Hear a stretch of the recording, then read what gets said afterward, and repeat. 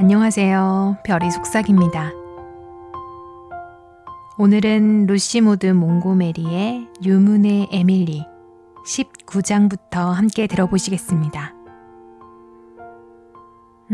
우리 에밀리는 이제 유문에서의 생활에 어느 정도 적응한 듯 보입니다. 일저, 테디, 페리 같은 좋은 친구들과 만나게 되고 즐거운 하루하루를 보냅니다. 오만한 존의 독사가 사건 이후 엘리자베스 이모에게 아주 따끔하게 혼이 난 존은 오히려 그 복수로 숲을 밀어버리겠다고 선언합니다. 에밀리는 캐시디 신부님을 만나 도움을 요청하고 그리고 따뜻한 신부님에게서 인생에서 오래 기억될 한마디를 듣게 됩니다.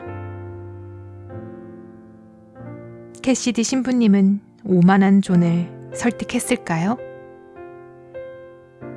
지금부터 함께 들어보시겠습니다.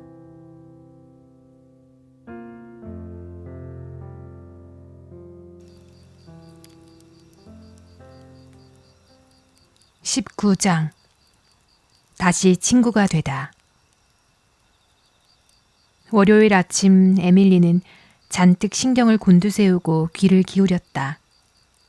하지만 오만한 존의 숲에서는 도끼 소리도 묵직한 망치 소리도 들리지 않았다. 그날 저녁 학교에서 돌아오는 길에 오만한 존이 마차를 몰고 오더니 독사가 사건 이후 처음으로 그녀 앞에서 멈춰 세우고 말을 걸어왔다. 유문의 에밀리 아가씨, 마차에 타지 않겠소? 그는 퍽 부침성 있게 말했다. 에밀리는 조금 머쓱한 기분으로 올라탔다. 하지만 오만한 존은 말을 타닥거리며 꽤나 친절해 보였다. 네가 완전히 캐시디 신부님 혼을 쏙 빼놨지 뭐냐. 자기가 평생 본 중 제일 사랑스러운 꼬마 아가씨라더군. 에밀리는 곁눈질로 오만한 존을 살폈다. 화난 기색은 없었다. 네 덕분에 난 아주 곤란한 처지가 되었어. 나도 유문 집안 사람 못지않게 자존심 있는 사람인데 네 엘리자베스 이모가 속을 긁어놓는 말을 잔뜩 해서 나도 그 안갚음을 하겠다고 그 숲을 싹 베어버리려 했던 거지. 그런데 너는 또 그 일을 신부님께 일러 바치질 않나. 이젠 교황 허락 없이는 난 장작 한 토막도 못 패게 생겼어. 혹시 숲을 그대로 두시겠다는 건가요? 그건 네가 하기 나름이야, 뉴문의 에밀리 아가씨. 내가 너무 고분고분할 거라 기대하면 곤란하지. 오만한 존이란 별명을 만만해서 얻은 게 아니란 말이야. 뭘 하면 되는데요?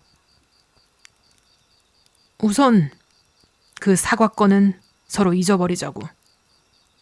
그리고 지난 여름처럼 이따금 나에게 와서 얘기도 좀 해주고. 사실 그게 제일 아쉬웠지. 너는 말할 것도 없고 그 불꽃 같던 일저도 내가 너에게 심한 짓을 했다고 생각해서인지 그때부터 놀러오지 않더군. 물론 갈게요. 엘리자베스 이모가 허락만 해주시면요. 그 이모한테 이렇게 말해. 허락해주지 않으면 내가 숲은 모조리 베어버릴 거라고. 그러면 말 들을걸? 그리고 한 가지 더. 나에게 정식으로 아주 예쁘게 부탁해야지. 그 숲을 베지 말아달라고. 그걸 제대로 하면 나무 한 그루도 손대지 않겠어. 하지만 그렇지 않으면 신부님이고 뭐고 다 소용없어. 죄다 베어버릴 거야. 에밀리는 자신의 모든 재주를 총동원했다. 두 손을 꼭 모으고 속눈썹 밑에서 조심스레 올려다보고 아는 한 가장 달콤하게 천천히 미소 지으며 말했다. 에밀리는 타고난 재능이 있었다. 부탁드릴게요, 존 아저씨. 제가 정말 사랑하는 그 숲을 그냥 두시면 안 될까요? 오만한 존은 구겨진 펠트 모자를 훌쩍 벗어 올렸다. 그럼 그렇게 하죠. 제대로 된 아일랜드 신사는 숙녀가 부탁하면 항상 들어주는 법이야. 그게 우리 발목을 잡은 원인이지. 치마폭에 휘둘려 사는 팔자라니까. 네가 처음부터 이렇게 말했더라면 화이트 크로스까지 걸어갈 일도 없었을 텐데. 하지만 남은 약속도 지켜야 해. 빨간 사과는 벌써 익었고 딱지 사과들도 곧 익을 테고, 그리고 쥐들은 죄다 천국으로 가버렸지. 에밀리는 작은 회오리 바람처럼 뉴문 부엌으로 뛰어들어갔다. 엘리자베스 이모, 오만한 존이 숲을 베지 않겠대요. 자기 입으로 약속했어요.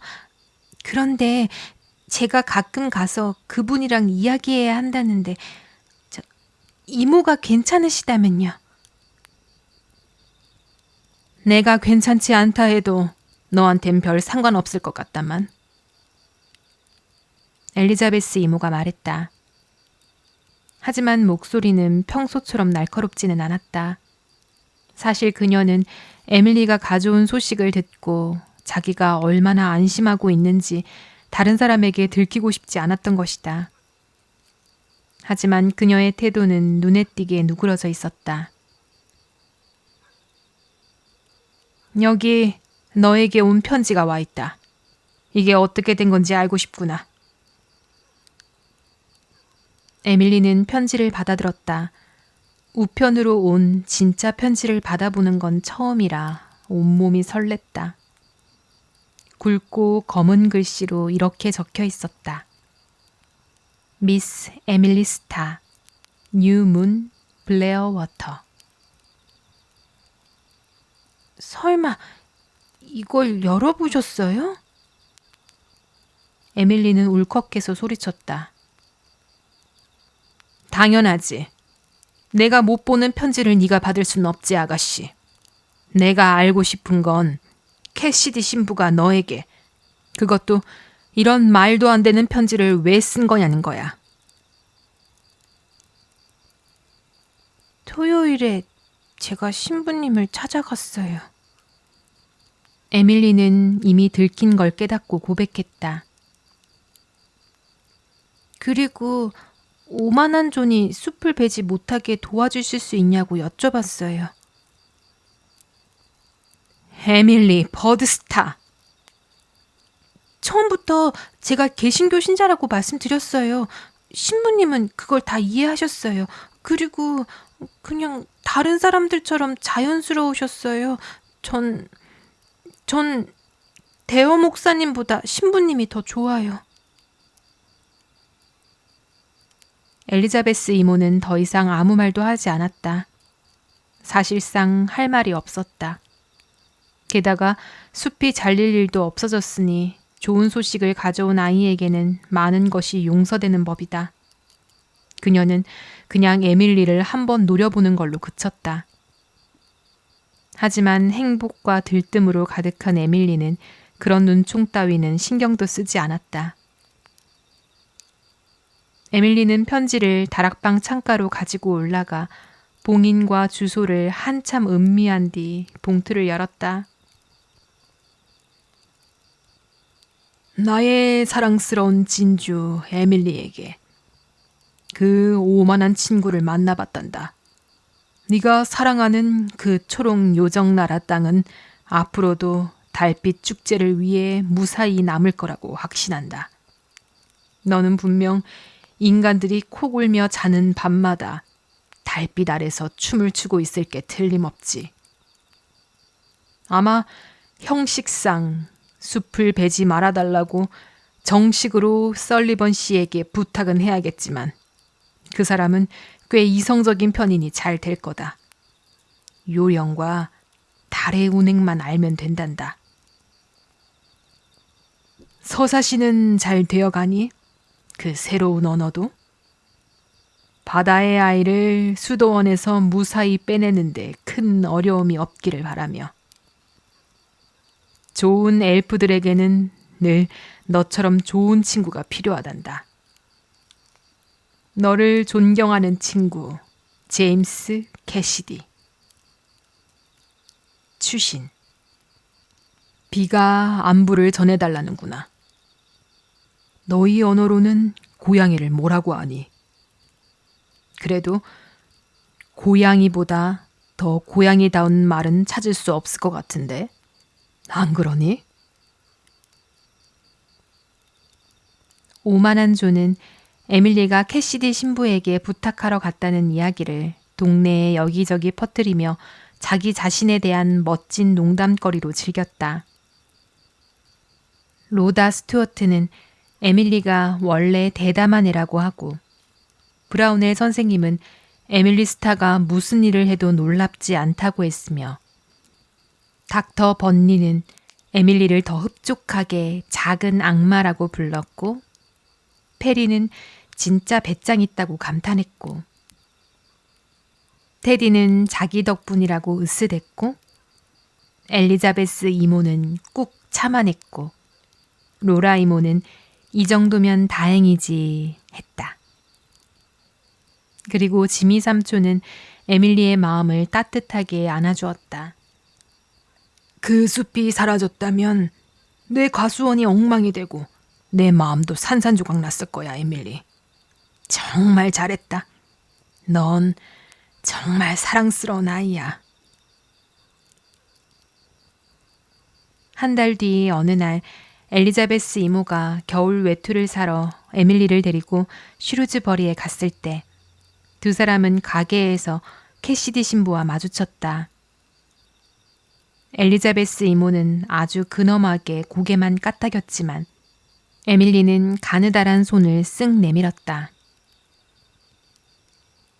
로마로부터의 특별 사면은 어떻게 됐니? 캐시디 신부가 속삭였다. 한쪽에 에밀리는 기겁했다.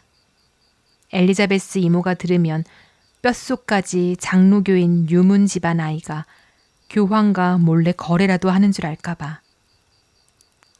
하지만 다른 한쪽의 에밀리는 머리끝부터 발끝까지 전율했다. 비밀, 음모, 모종의 이해, 얼마나 멋진가. 에밀리는 아주 근엄하게 고개를 끄덕이며 만족을 가득 담아 속삭였다. 아무 어려움 없이 받았어요. 훌륭해. 너에게 행운이 함께하길 진심으로 빌어주마.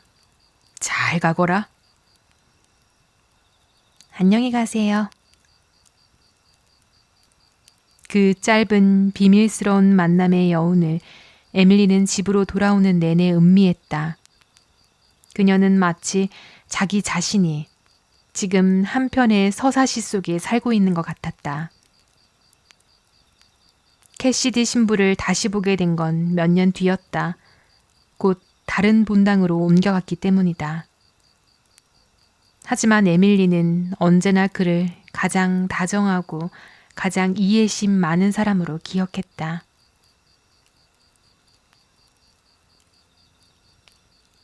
20장 하늘로 보내는 편지.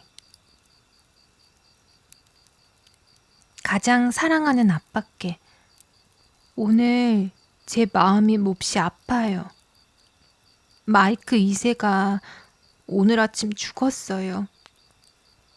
지미 삼촌 말로는 독에 중독된 것 같대요. 아빠, 전 너무 슬펐어요. 마이크는 정말 예쁜 고양이였어요. 저는 울고 또 울고 또 울었어요. 엘리자베스 이모는 기가 막힌다는 듯이 말했어요. 너희 아빠가 돌아가셨을 때는 그렇게 호들갑 떨지도 않더니. 정말 잔인한 말이죠. 로라 이모는 더 따뜻하게 대해주셨지만 울지마 얘야, 내가 새 고양이 한 마리 구해줄게 라고 하셨을 때, 이모도 이해하지 못하는구나 싶었어요. 전 다른 고양이를 원하지 않아요. 고양이가 수백만 마리 있어도 마이크를 대신할 순 없어요. 엘저와 저는 마이크를 오만한 존의 숲에 묻어줬어요. 땅이 얼지 않아서 정말 다행이었어요. 로라 이모가 신발 상자를 관으로 주셨고 불쌍한 작은 몸을 감싸줄 분홍색 티슈 페이퍼도 주셨어요. 우리는 무덤 위에 돌을 얹고 저는 이렇게 말했어요. 주 안에서 죽는 자는 복되도다. 로라 이모에게 이야기했더니 로라 이모는 놀라면서 말씀하셨어요. 오, 에밀리, 그건 너무 끔찍한 일이야. 고양이에게 그런 말을 해선 안 돼. 하지만 지미 삼촌이 말씀하셨어요. 로라, 순한 작은 생명도 하나님께 속해 있는 법이지 않겠어? 에밀리가 사랑했잖아. 모든 사랑은 하느님에게서 오는 거니까. 로라 이모는 말했어요. 짐이 그 말이 맞을지도 모르지만 엘리자베스가 듣지 않아 다행이야. 지미 삼촌은 조금 엉뚱한 분일지 몰라도 마음씨만큼은 정말 좋으세요. 하지만 아빠, 오늘 밤 저는 너무 외로워요. 어젯밤엔 마이크가 여기서 저랑 놀고 있었어요. 그렇게 귀엽고 예쁘고 반짝이고 포슬포슬했는데 지금은 차갑게 죽은 채로 오만한 존의 숲에 누워있어요. 12월 18일 사랑하는 아빠께 지금 전 다락방에 있어요. 오늘 밤 바람 아줌마는 뭔가 몹시 슬픈가 봐요. 창문 주위를 그렇게 서글프게 울며 지나가요. 그런데 오늘 밤 처음 바람 아줌마 소리를 들었을 때 반짝임이 왔어요. 마치 아주 오래전에 있었던 너무 아름다워서 마음이 아플 만큼의 장면을 잠깐 본 것처럼요. 지미 삼촌은 오늘 밤 눈보라가 올 거라셨어요. 전 좋아요. 밤에 폭풍우 소리는 듣기 참 포근하잖아요. 이불 속에 꼭 파묻혀 있으면 그 소용돌이가 날 해칠 수 없다는 걸 느끼니까요. 단지 제가 이불 속에서 꼭 파묻히면 엘리자베스 이모는 꼼지락거린다고 하세요. 폭 안기기와 꼼지락대기의 차이도 모른다니 원. 크리스마스에 눈이 내려서 좋아요. 올해 머레이 가문의 크리스마스 저녁은 뉴문에서 열려요. 우리 차례예요. 작년엔 올리버 외삼촌 댁이었는데 그땐 지미 삼촌이 감기에 걸리셔서 전 삼촌을 돌보느라 못 갔어요. 하지만 올해는 제대로 즐길 수 있을 거예요. 생각만 해도 너무 신나요. 다 끝나고 나면 아빠께 자세히 쓸게요. 그리고 아빠께 말씀드리기 부끄럽지만 얘기하고 나면 조금 나아질 것 같아요. 지난 토요일 엘라리의 생일 파티에 초대받았어요. 엘리자베스 이모가 새 파란 캐시미어 원피스를 입게 해주셨어요. 정말 예쁜 옷이에요. 이모는 진한 갈색을 사려고 하셨는데 로라 이모가 파란색으로 하자고 고집하셨어요. 거울을 보는데 일저 아빠가 예전에 저보고 좀 더 볼에 색이 있으면 예뻐질 거야 라고 말한 게 떠올랐어요. 그래서 저는 볼을 꼬집었어요. 빨개졌고 훨씬 예뻐 보였어요. 하지만 금방 가라앉았어요. 그래서 로라 이모의 오래된 모자 장식에 있던 빨간 벨벳 꽃을 물에 적셔서 볼에 문질러 색을 냈어요. 파티에 갔더니 아이들이 절 보긴 했지만 아무 말도 안 했어요. 오직 로다 스튜어트만 낄낄대며 웃었어요. 전 집에 돌아가서 이모에게 들키기 전에 얼굴을 씻으려고 했는데 하필 엘리자베스 이모가 가게에서 돌아오시는 길에 절 데리러 오셨어요. 아무 말씀 없으시다가 집에 와서 그러셨어요. 네 얼굴에 무슨 짓을 한 거니, 에밀리? 전 사실대로 말했고 엄청나게 혼날 거라고 생각했어요. 그런데 이모는 이렇게만 말했어요. 네가 너 자신을 천박하게 만들었다는 걸 모르니? 전 알고 있었어요. 그 말이 딱 맞았어요. 뭔가 잘못됐다고 느꼈지만 그걸 설명할 단어를 몰랐거든요. 다시는 안 그럴게요, 엘리자베스 이모. 제가 말했어요. 그랬더니 이모가 그러는 게 좋을 거야. 그리고 당장 가서 씻어. 저는 그렇게 했고 전보다 덜 예뻐 보였지만 훨씬 기분이 좋았어요. 그런데요, 아빠. 믿기지 않겠지만 나중에 엘리자베스 이모가 부엌에서 로라 이모에게 이 일을 이야기하며 웃고 계셨어요. 정말 이모는 뭐가 웃긴 건지 알 수 없을 때가 많아요.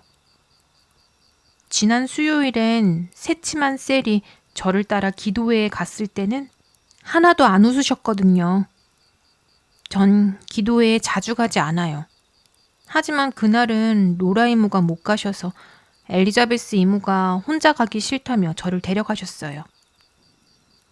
새침한 셀이 따라오는 줄은 교회에 거의 다 와서야 알았어요. 쫓아 보냈는데 아마 우리가 들어간 뒤 누가 문을 열었을 때 몰래 들어왔나 봐요. 그리고는 위층으로 올라갔어요. 그리고 대여 목사님이 기도를 시작하자마자 셀이 야옹 하고 울었어요. 그 울음소리가 그 큰 텅 빈 회랑에 메아리쳐서 정말 끔찍했어요. 전 너무 창피하고 죄책감도 들고 얼굴은 따로 붉힐 것도 없을 만큼 뜨거웠고 엘리자베스 이모의 눈은 번뜩이고 대여 목사님은 귀가 잘 안 들리시니 셀이 우는 것도 못 들으셨겠죠. 집사님 모리스 씨가 기도 뒤에 위층으로 올라가 셀을 쫓아냈어요. 셀이 좌석 위를 마구 달리고 뒤에서 모리스 씨가 빗자루를 들고 쫓아가고 지금 생각하면 정말 웃기지만 그땐 너무 수치스럽고 셀이 발로 걷어차일까 봐 무서웠어요. 다음날 작은 널빤지로 셀을 혼내줄 생각이었지만 그래도 셀이 다른 사람에게 걷어차이는 건 너무 싫었어요. 마침내 모리스 씨가 새침한 셀을 쫓아냈어요. 모리스 씨가 자리로 돌아앉자 저는 찬송가책 뒤에서 그에게 슬며시 짓궂은 얼굴을 해보였어요. 집에 돌아오는 길에 엘리자베스 이모가 말했어요. 오늘 너 우리 집안 망신은 충분히 시킨 것 같구나, 에밀리 스타. 다시는 널 기도회에 데려가지 않을 거야. 머레이 집안 망신시킨 건 정말 미안하지만 이건 제 잘못이 아니라고 생각해요. 그리고 솔직히 기도회는 너무 지루해서 별로 좋아하지도 않아요. 하지만 그날 밤은 지루하지 않았어요, 아빠. 제 철자 실력이 좋아진 거 느껴지시죠? 아주 좋은 방법을 생각해냈어요. 먼저 편지를 쓴 다음에 내가 잘 모르는 단어들을 사전에서 찾아 전부 고쳐요. 가끔은 맞다고 생각한 단어가 틀린 경우도 있지만요. 일저와 저는 언어를 새로 만드는 걸 그만두었어요. 동사 때문에 싸웠거든요. 일저는 동사에 시제가 있는 걸 싫어해서 시제마다 아예 완전히 다른 단어를 만들자고 했어요. 전 내가 언어를 만든다면 제대로 된 언어로 만들겠다고 말했고 일저는 영어 문법도 골치 아픈데 네 언어까지는 못하겠다며 화를 내며 그럼 네가 혼자 만들어 라고 했죠. 그렇게 하면 재미가 없어서 저도 그만뒀어요. 아쉬웠어요. 아주 재밌었고 학교 아이들을 헷갈리게 하는 게 얼마나 즐거웠는데요. 게다가 감자 캐는 철에 그 프랑스 아이들에게 복수하려고 했지만 일저가 그때 목이 아파서 오지 못하는 바람에 실패했어요. 세상 일은 늘 실망스럽게 흘러가는 것 같아요. 이번 주 학교에서는 시험을 봤어요. 산수 빼고는 다 잘했어요. 브라운웰 선생님이 문제를 설명해주고 있었는데 전 머릿속으로 새 이야기를 만드는 중이어서 듣질 못했어요. 그래서 점수가 나빴죠. 그 새 이야기는 매지 맥퍼슨의 비밀이에요. 달걀 판돈으로 커다란 종이를 4장을 사서 작은 책처럼 꿰매고 그 이야기를 쓸 거예요. 달걀을 판 돈은 제가 하고 싶은 대로 쓸 수 있거든요. 아마 저는 크면 시를 쓰는 것뿐 아니라 소설도 쓸 것 같아요. 하지만 엘리자베스 이모는 소설 읽는 건 허락하지 않으니까 소설을 어떻게 써야 하는지 배울 수가 없어요. 그리고 한 가지 더 걱정되는 건 제가 훌륭한 시를 쓴다 해도 사람들이 그걸 훌륭하다고 알아봐 줄까요? 지미 삼촌 말로는 프리스트 폰드에 사는 어떤 사람이 세상 종말이 곧 온다고 했다는데 전 세상에 있는 모든 것을 보기 전에는 세상이 끝나지 않았으면 좋겠어요. 불쌍한 맥케이 장로님은 볼거리에 걸렸어요. 며칠 전에는 일저 집에서 같이 잤어요. 일저 아빠가 집에 안 계셨거든요. 요즘 일저도 기도를 해요. 그리고 저더러 자기가 저보다 오래 기도할 수 있다며 내기를 걸었어요. 전 질 수 없다고 생각해서 생각나는 모든 일을 하나하나 다 기도했어요. 더는 할 말이 없어서 처음부터 다시 할까 고민도 했어요. 하지만 그건 정정당당하지 못해. 머레이는 정직해야 해 라고 생각해서 기도를 멈추고 네가 이겼어 라고 했어요. 그런데 일저는 아무 대답이 없었어요. 침대 옆으로 가보니 무릎을 꿇은 채 그대로 잠들어 있지 뭐예요. 일저를 깨우자 내기는 취소야. 안 졸렸으면 난 훨씬 더 오래 기도할 수 있었을 거야. 라고 말했어요. 침대에 누운 뒤 저는 이것저것 많은 얘기를 했는데 지금 생각하면 그중 몇 가지는 말하지 말았어야 했어요. 비밀들이었거든요. 며칠 전 역사 시간에 브라운웰 선생님이 월터 롤리경이 런던 탑에 갇혀 14년 동안이나 그 안에 누워 있었다는 내용을 읽어주셨어요. 그러자 페리가 그럼 14년 동안 누군가 한 번쯤은 깨워주지 않았나요? 라고 물었어요. 브라운웰 선생님은 버릇이 없다고 화를 내며 페리를 벌주었지만 페리는 진심으로 궁금해서 물은 거였어요. 일저는 페리가 벌받은 게 화나고 또 그렇게 바보 같은 질문을 한 페리에게도 화가 났어요. 하지만 페리는 나는 나중에 사람들이 헷갈리지 않는 역사책을 쓸 거야 라고 말했어요.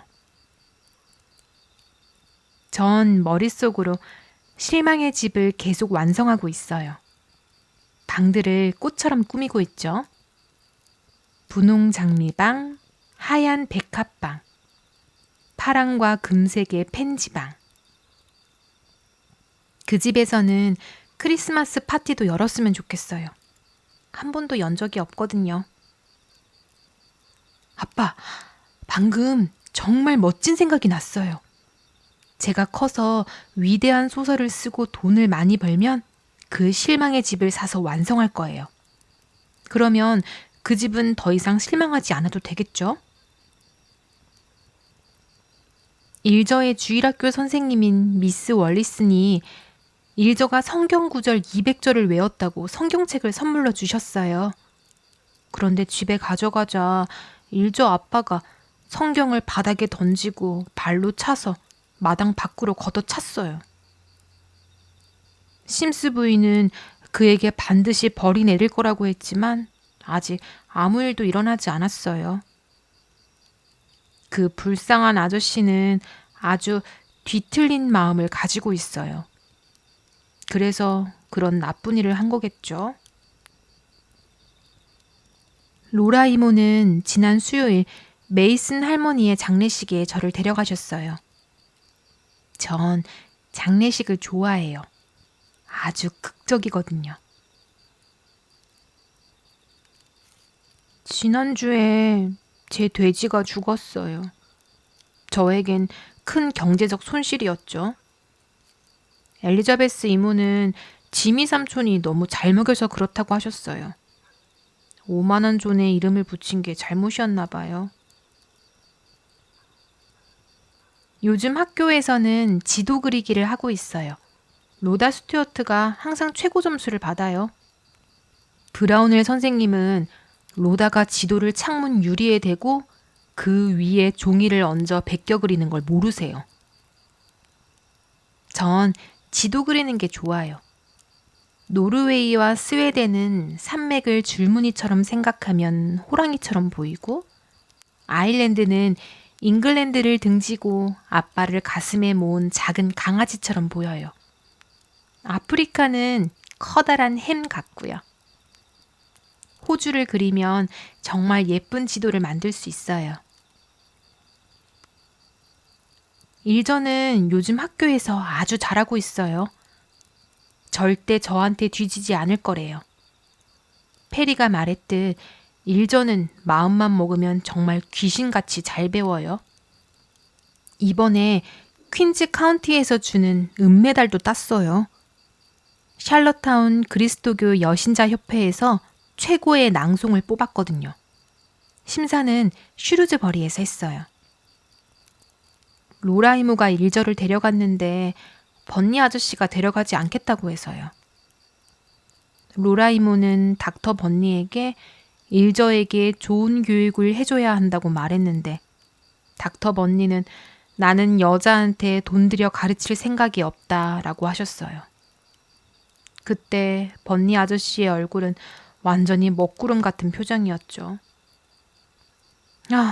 번니 아저씨가 일저를 조금만 더 사랑해줬으면 좋겠어요. 아빠가 저를 사랑해주셔서 저는 얼마나 다행인지 몰라요. 12월 22일. 사랑하는 아빠께. 오늘은 학교에서 시험이 있었어요. 아주 큰 행사라서 정말 많은 사람들이 왔어요. 번니 아저씨와 엘리자베스 이모는 안 오셨어요. 다른 여자아이들은 모두 예쁜 새 옷을 입었는데 전 아니었어요. 왜냐하면 일저에게는 작년에 입던 짧은 낡은 격자무늬 원피스밖에 없다는 걸 알았기 때문이에요. 일저가 속상하지 않게 하려고 저도 일부러 제 오래된 갈색 원피스를 입었어요. 처음엔 엘리자베스 이모가 안 된다고 하셨어요. 유문의 머레이는 단정해야 한다고요. 그런데 제가 이유를 설명하자 이모는 로라 이모를 잠시 보시더니 허락해 주셨어요. 로다 스튜어트가 일저와 저를 비웃었어요. 하지만 저는 숯불 위에 뜨거운 숯을 얹는 식으로 복수했죠. 이건 비유법이에요. 로다는 낭송을 하다가 막혀버렸어요. 책을 집에 두고 왔거든요. 그 구절을 아는 사람은 저밖에 없었어요. 처음엔 속으로 승리감이 들었어요. 하지만 곧 마음이 이상해졌어요. 내가 저 자리에서 저렇게 막히면 얼마나 창피할까? 그리고 학교의 명예도 달려있어 라는 생각이 들었죠. 그래서 속삭여서 다음 구절을 알려줬어요. 그 덕분에 로다는 남은 부분을 무사히 마쳤어요. 정말 놀라운 건 아빠, 그 일 이후로 저는 로다가 더 이상 미워지지 않는다는 거예요. 이제 마음이 훨씬 편해요. 누군가를 미워하는 건 참 불편한 일이에요. 12월 28일. 사랑하는 아빠께. 크리스마스가 끝났어요. 아주 좋았어요. 한 번에 그렇게 많은 음식이 차려진 건 처음 봤어요. 월리스 삼촌과 에바 숙모, 올리버 삼촌과 에디 숙모, 그리고 루스 이모가 왔어요. 올리버 삼촌이 아이들은 데려오지 않아서 많이 아쉬웠어요. 번니 아저씨와 일저도 함께 왔어요. 모두 멋지게 옷을 차려입었어요. 엘리자베스 이모는 손뜨개 레이스 칼라가 달린 검정 실크 드레스를 입었고 모자도 쓰셨어요. 꽤 우아해 보이셨어요. 전 그게 자랑스러웠어요. 가족이란 아무리 좋아하지 않는 사람이라도 멋진 모습을 하고 있으면 기분이 좋아진다는 것을 깨달았어요. 로라 이모는 갈색 실크 드레스를 입으셨고 루스 이모는 회색 드레스를 입었어요. 에바 숙모는 아주 우아했지만 드레스에서 좀 나프탈렌 냄새가 났어요. 전 파란 캐시미어 드레스를 입고 머리에 파란 리본을 달았어요. 그리고 로라 이모가 엄마가 어린 시절 유문에서 쓰던 핑크 데이지 자수가 놓아진 파란 비단 허리띠를 허락해 주셨어요. 루스 이모는 들어오자마자 킁 하고 소리를 내시더니 많이 컸구나 에밀리, 좀 더 얌전해졌다면 좋겠구나 라고 말했어요. 물론 그 말에 진심은 없었어요. 저는 딱 알아요. 그러고는 제 구두끈이 풀렸다고 하더군요. 올리버 삼촌은 얼굴 좋아졌네. 나중에 아주 튼튼한 아이로 자라게 되겠군. 라고 했고 에바 숙모는 한숨을 쉬었어요. 월리스 삼촌은 말없이 차갑고 축축한 물고기 같은 손으로 악수만 했어요. 식당으로 들어갈 때 제가 에바 숙모의 옷자락을 밟았고 어딘가에서 실이 뜯어지는 소리가 났어요. 에바 숙모는 저를 밀어냈고 루스 이모는 정말 덜렁거리는 아이구나 에밀리 라고 했어요. 전 루스 이모의 뒤로 돌아가서 몰래 혀를 내밀었어요. 올리버 삼촌은 수프를 드실 때 이상한 소리를 내셨어요. 우리는 집안에 좋은 은수저를 모두 꺼냈고 지미 삼촌은 칠면조를 써셨는데 제가 하얀 살코기를 좋아하는 걸 아시니까 하얀 살코기 2조각을 얹어주셨어요. 루스 이모는 내가 어릴 때는 날개면 충분했어 라고 말했어요. 그러자 지미 삼촌은 하얀 살코기를 1조각 더 얹어주셨죠. 그러자 루스 이모는 말문이 막혔어요. 그리고 식사가 끝나자마자 루스 이모는 이렇게 말했어요. 지난주에 슈루즈버리에서 네 담임 선생님을 만났는데 너에 대해 별로 좋지 않은 말을 하더구나. 내가 네 엄마라면 아주 다르게 키웠을 거야. 난 아주 다행이라고 생각했어요. 이모 딸이 아니라는 걸. 하고 속으로만 말했어요. 물론 입 밖으로 말하진 않았지만 루스 이모는 에밀리, 내가 말할 때 그렇게 뾰루통한 표정을 짓지 말아줄래? 라고 했고 월리스 삼촌은 표정이 참 매력 없구나 라고 했어요. 번니 아저씨가 그러는데 삼촌은 잘난 척하고 고집세고 구두쇠래요. 나는 속으로 또 말했어요. 저 아이 손가락에 잉크 얼룩이 있잖아. 루스 이모가 말했어요. 전 저녁 먹기 전에 시를 쓰고 있었거든요. 그리고 그 다음 정말 놀라운 일이 벌어졌어요. 가족들은 항상 사람을 놀라게 해요. 엘리자베스 이모가 불쑥 나서서 이렇게 말한 거예요. 루스, 월리스, 제발 그 아이를 좀 내버려둬. 전 제 귀를 믿을 수가 없었어요. 루스 이모는 못마땅해 했지만 그 말을 듣고는 정말 저를 내버려 두었고 지미 삼촌이 제 접시에 하얀 살코기 한 점을 더 올려줬을 때 코웃음만 살짝 쳤을 뿐이에요. 그 뒤로는 저녁이 아주 즐거워졌어요. 푸딩이 나올 무렵엔 모두들 이야기를 나누기 시작했는데 듣는 것만으로도 너무 신났어요. 머레이 집안에 관한 재밌는 이야기와 농담들, 월리스 삼촌도 웃고 루스 이모는 낸시 고모할머니에 관한 이야기를 몇 개 해줬어요. 비꼬는 말투였지만 흥미롭긴 했어요. 엘리자베스 이모는 외할아버지의 책상을 열어서 옛날 누군가가 젊은 낸시 고모할머니에게 바친 낭만적인 시를 꺼내왔고 올리버 삼촌이 그걸 읽었어요. 낸시 고모할머니는 정말 아름다웠던 모양이에요. 언젠가 저한테도 누군가 시를 써줄까요? 제가 앞머리를 뱅 스타일로 자른다면 누군가가 써줄지도 모르겠어요. 낸시 고모할머니가 정말 그렇게 예쁘셨어요? 하고 제가 묻자 올리버 삼촌은 70년쯤 전엔 예뻤다더군 했고 월리스 삼촌은 참 오래 사시지 100살은 무난히 넘기실걸 이라고 했어요. 올리버 삼촌은 에이 이제는 그냥 사는 게 습관이 돼서 죽을 생각도 안 하시는 거지 라고 했고요. 번니 아저씨가 무슨 얘기를 했는데 저는 잘 이해하지 못했어요. 월리스 삼촌은 하하 웃고 올리버 삼촌은 냅킨으로 입을 가렸어요. 에디 숙모와 에바 숙모는 슬쩍 서로를 보고 미소만 조금 지었고 루스 이모는 언짢아 보였어요. 엘리자베스 이모는 눈을 차갑게 부라리며 닥터 번니 아이가 있다는 걸 잊으신 것 같군요 라고 했어요. 번니 아저씨는 실례했소 엘리자베스 라고 아주 공손하게 사과했어요. 그분 차려입고 면도만 하면 정말 멋있어요.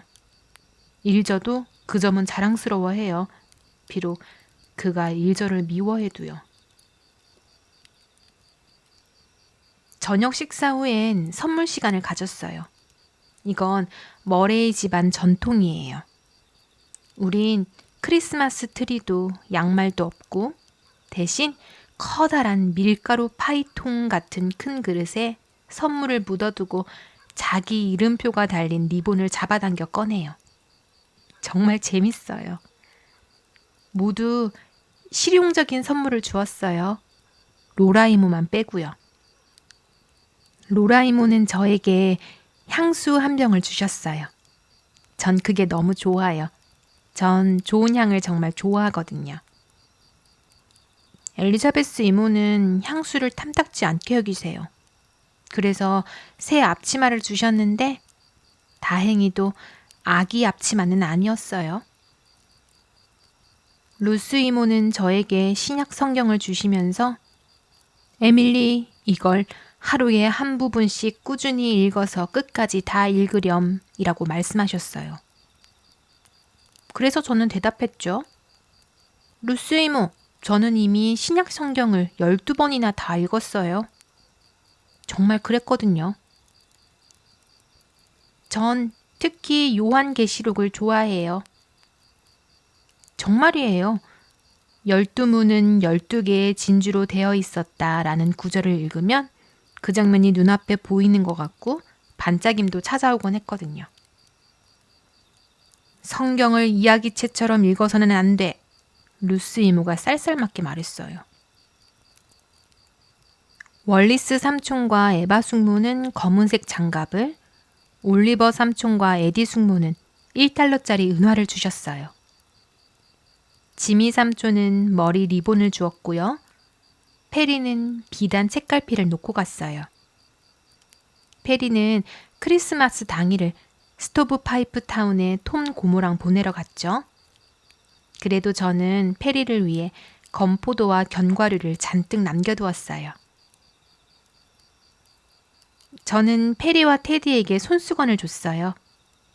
테디 것이 조금 더 예뻤어요. 일저에게는 머리 리본을 줬고요. 전 달걀을 판 돈으로 모두에게 줄 선물을 샀어요. 제 암탉이 이제 알을 낳지 못하게 되어버려서 당분간은 돈을 벌 수 없겠지만요. 모두들 기뻐했고 월리스 삼촌까지 단 한 번이긴 했지만 저에게 웃어주었어요. 삼촌이 웃었을 때의 얼굴은 그다지 밉다는 생각은 들지 않았어요. 식사가 끝난 뒤 일저와 저는 부엌에서 신나게 놀았고 지미 삼촌이 과자를 만드는 걸 도와주셨어요. 모두 배가 너무 불러서 밤참은 거의 못 먹었지만요. 에바 숙모는 머리가 아프다고 했고 루스 이모는 엘리자베스 이모가 소세지를 왜 이렇게 기름지게 만들었는지 모르겠다고 말했어요. 그러나 그 밖의 사람들은 아주 기분이 좋았고 로라 이모는 언제나처럼 분위기를 따뜻하게 만들었고요. 밤참을 다 먹고 나자 월리스 삼촌은 머레이 전통대로 먼저 떠나간 이들을 잠시 생각해 봅시다 라고 했어요. 그 순간이 참 좋았어요.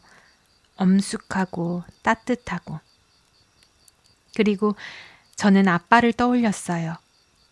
그리고 엄마, 그리고 불쌍한 마이크, 그리고 고조 할머니, 그리고 엘리자베스 이모가 불태워버린 저의 옛 노란 노트까지. 그건 제게는 사람이나 다름없었거든요. 그리고 모두 손을 잡고 작별을 불렀어요. 그 순간 저는 더 이상 머레이 집안에서 이방인이 아닌 느낌이었어요. 로라 이모와 저는 마루에 나와 떠나는 사람들을 배웅했어요. 로라 이모는 제 어깨에 팔을 두르고 말했어요. 에밀리, 너희 엄마와 나도 예전에 이렇게 서서 손님들이 돌아가는 걸 지켜보곤 했단다. 눈이 삐걱거리고 썰매 방울이 나무 사이로 울려 퍼지고 돼지우리 지붕 위로 서리가 달빛에 반짝거렸어요. 그 모든 것이 너무 아름다워서 종소리와 서리와 크고 빛나는 하얀 밤. 그 순간 반짝임이 찾아왔는데 지금까지 그 무엇보다 가장 멋진 느낌이었어요.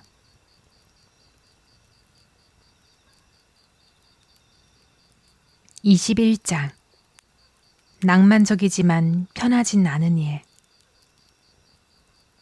유문에 어떤 일이 벌어졌다. 어느 날 테디 켄트가 일저 번니에게 칭찬을 했는데 에밀리 스타가 그 말을 완전히 좋게 받아들이지 못했기 때문이었다. 그 때문에 왕국은 무너지고 말았다. 테디는 블레어 워터에서 스케이트를 타며 일저와 에밀리를 번갈아 데리고 나가 얼음 지치기를 해주고 있었다. 일저도 에밀리도 스케이트가 없었다.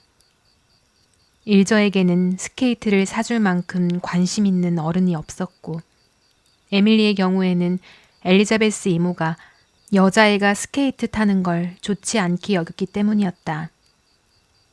유문의 여자아이들은 지금껏 스케이트를 탄 적이 없었다. 로라 이모는 스케이트가 운동에도 좋고 게다가 얼음 지치기를 하다가 에밀리의 신발 밑창이 닳는 일도 줄어들 것이라고 주장하며 혁명적인 의견을 냈지만 이 두 가지 이유만으로는 엘리자베스 이모를 설득하기에 충분하지 않았다. 에밀리는 그 일이 너무 억울하게 느껴졌다. 그리고 우울한 표정으로 축 늘어져 지내다 아빠에게 편지에 이렇게 썼다. 난 엘리자베스 이모가 정말 싫어요. 너무 불공평해요. 절대 공정하게 행동하지 않아요. 그런데 어느 날 닥터 번니가 유문 부엌문을 벌컥 열고 퉁명스럽게 말했다. 엘리자베스, 에밀리를 얼음 지치기를 못하게 한다는 소문이 사실이오? 신발 밑창이 닳잖아요. 신발 밑창이... 닥터 번니는 부엌에 여성들이 있다는 걸 뒤늦게 기억하고 말끝을 삼켰다. 그리고 단호하게 말했다. 그 애가 하고 싶다면 얼음 지치기는 실컷 하게 해주는 게 좋을 거요. 그 애는 바깥에서 최대한 시간을 보내는 게 좋으니까. 사실 그 아인 잠도 밖에서 자는 것이 좋을 거요. 닥터 번니는 엘리자베스를 맹렬히 노려보며 말했다. 엘리자베스 이모는 닥터 번니가 한 번도 들어본 적 없는 그런 건강법을 계속 우기려는 건 아닐까 두려워 떨었다. 그는 결핵 환자나 결핵 위험이 있는 사람들을 치료하는데 이상하릴 만큼 급진적인 의견을 가지고 있었다. 그래서 엘리자베스는 낮 동안만큼은 에밀리가 바깥에서 마음껏 놀게 하겠다며 서둘러 그를 달랬다. 닥터 번니는 더 이상 에밀리를 밖에서 자게 하라는 말은 하지 않았다. 이모는 겨우 가슴을 쓸어내렸다. 그 사람은 자기 자식보다 에밀리를 더 걱정하는 것 같아. 엘리자베스 이모가 로라 이모에게 불쾌하다는 듯 말했다. 일저가 너무 건강해서 그래.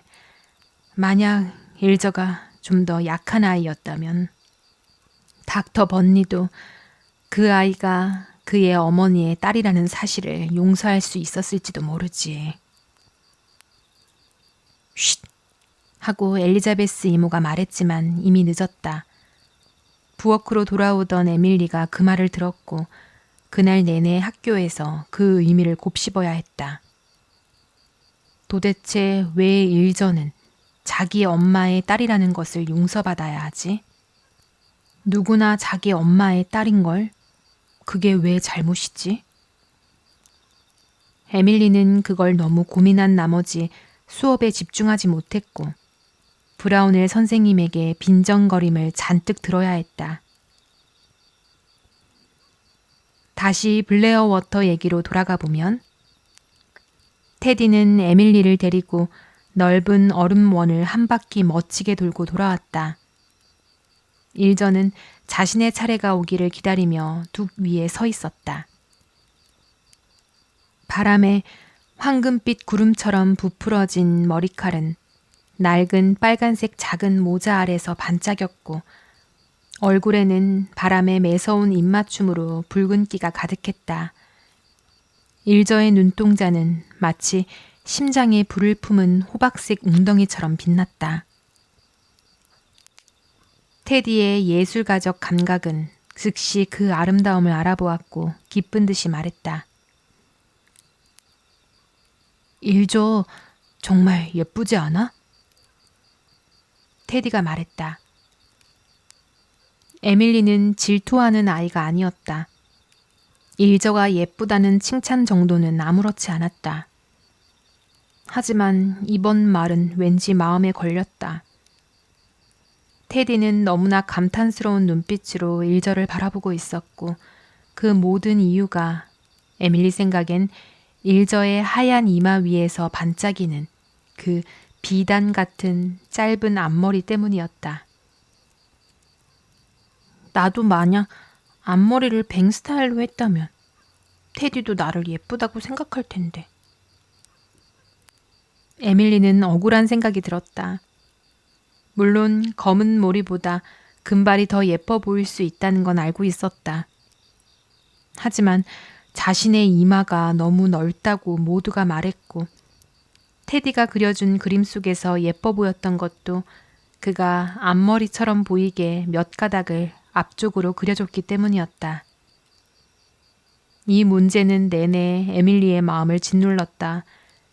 겨울 노을 아래 은빛으로 빛나는 눈밭을 가로질러 집으로 돌아오는 동안도 저녁 식탁에서도 앞머리가 없다는 이유로 밥맛이 없었다. 그동안 마음속 깊이 묻어두었던 앞머리에 대한 갈망이 한 번에 터져나온 것이었다. 엘리자베스 이모에게 앞머리를 허락해달라고 하는 건 아무 소용이 없다는 걸 에밀리는 잘 알고 있었다. 그래서 그날 밤 잠자리에 들 준비를 하면서 의자 위에 올라 거울 속 작은 에밀리를 바라보다 긴 따은 머리끝을 들어 이마 위로 살짝 들이워 보았다. 에밀리의 눈에 비친 그 모습은 정말 매혹적이었다. 순간 번개처럼 생각이 스쳤다. 내가 스스로 잘라버리면? 한순간이면 끝날 일. 한번 잘라버리면 엘리자베스 이모가 뭐라 하든 돌이킬 수 없었다. 분명 화를 내고 벌도 주겠지만 그래도 앞머리는 생기게 될 것이고 적어도 자랄 때까지는 그대로 있을 터였다.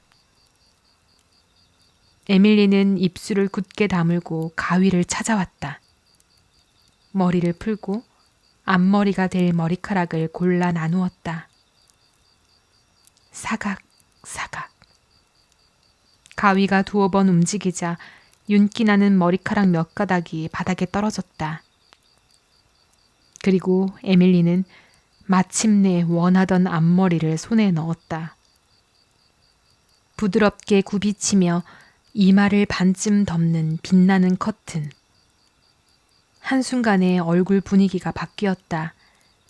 장난스럽고 도도하고 뭔가 감춰진 이야기 같은 얼굴. 에밀리는 잠시나마 승리감에 차 거울 속 자신을 바라보았다. 그러나 곧바로 공포가 엄습했다. 내가 지금 무슨 짓을 한 거지? 엘리자베스 이모가 보면. 양심도 그제야 눈을 뜨며 가슴을 찔렀다. 이건 잘못된 일이었다. 이모가 금지한 행동을 한 것은 있을 수 없는 일이었고 유문의 집에 받아들여준 이모의 은혜를 이렇게 갚다니. 학교에 처음 갔던 그날 로다 스튜어트가 말했던 신세를 지고 살고 있다는 말이 떠올랐다. 그런데도 이런 짓을 했다니. 스타 가문이라면 이럴 수 없는 일이었다. 겁에 질린 에밀리는 아예 가위를 들고 앞머리를 뿌리 가까이까지 더 잘라버렸다. 그러자 상황은 더 나빠졌다. 지나치게 짧은 앞머리는 누가 봐도 앞머리를 억지로 자른 티가 확 나는 꼴이었고 이제는 화를 피할 방법도 없었다. 게다가 얼굴은 완전히 엉망이 되어버렸다. 에밀리는 엉엉 울음을 터뜨렸다. 바닥에 잘려나간 머리카락을 급히 모아 휴지통 안에 구겨넣고 촛불을 후 꺼버렸다. 그리고 이모가 들어오기 직전에 재빨리 침대 속으로 뛰어들었다. 천장까지 내려앉은 어둠 속에서 에밀리는 숨을 죽이고 누웠다. 엘리자베스 이모가 무언가 묻고 대답할 때는 반드시 상대의 얼굴을 바라보라는 머레이 가문의 전통을 지키라 한다면 모든 것이 들통날 것이었다. 하지만 엘리자베스 이모는 아무 말 없이 옷을 갈아입고 침대에 누웠다. 방은 칠흑 같은 어둠. 에밀리는 한숨을 쉬며 몸을 뒤척였다. 침대엔 따끈한 보온 주머니가 들어있었지만 에밀리는 그것조차 자신이 누릴 자격이 없다고 느꼈다. 너무나 나쁜 짓을 했기 때문이다.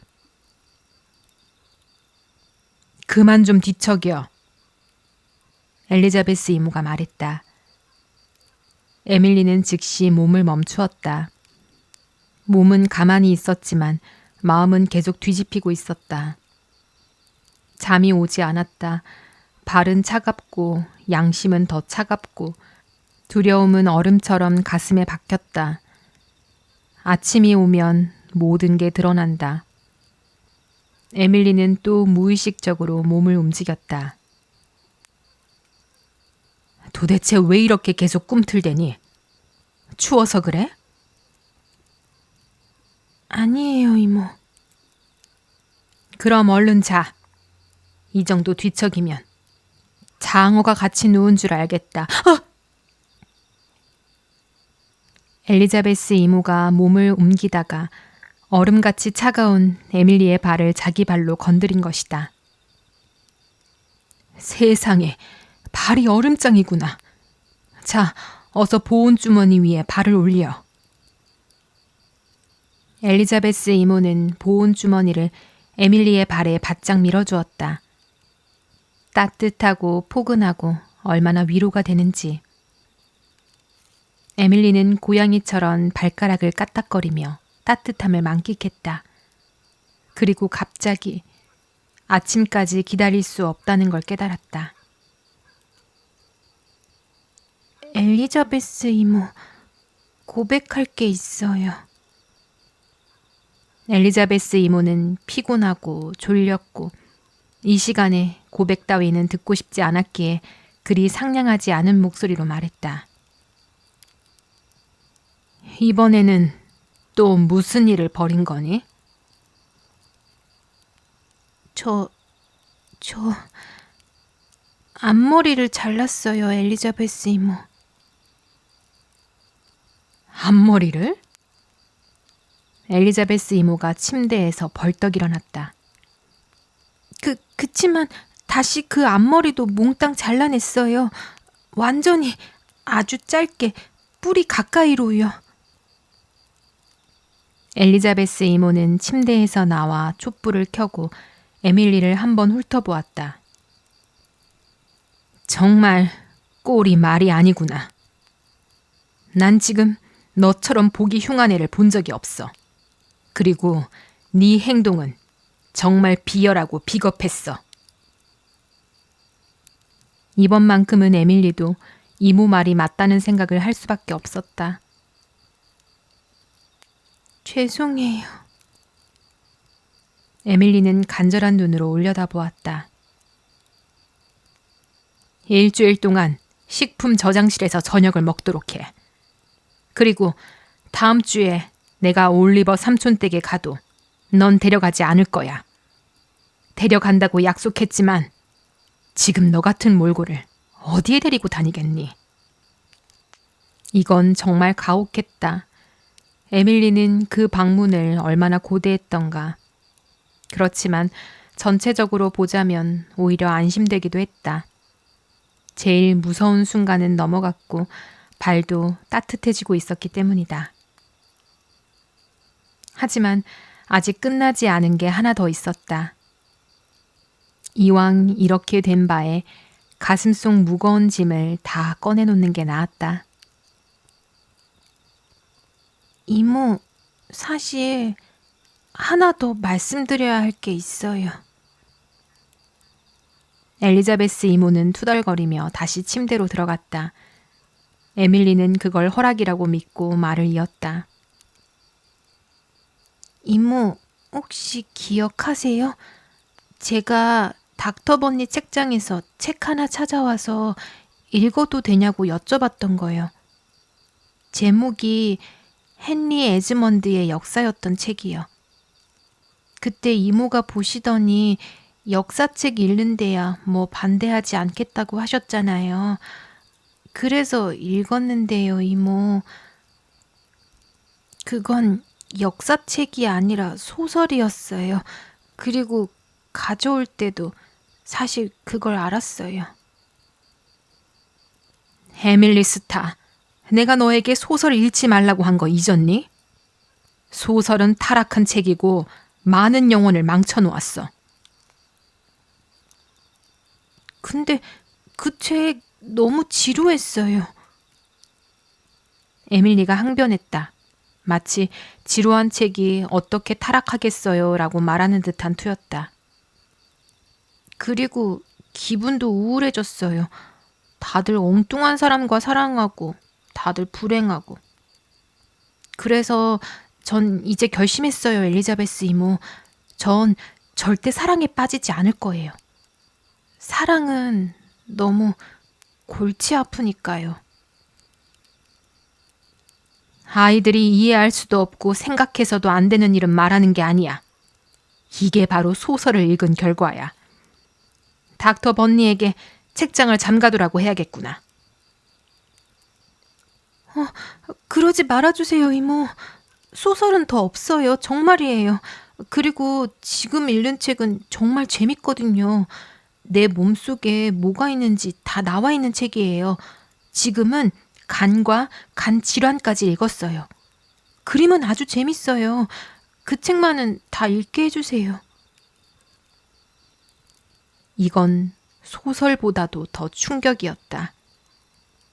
엘리자베스 이모는 진짜로 공포에 질렸다.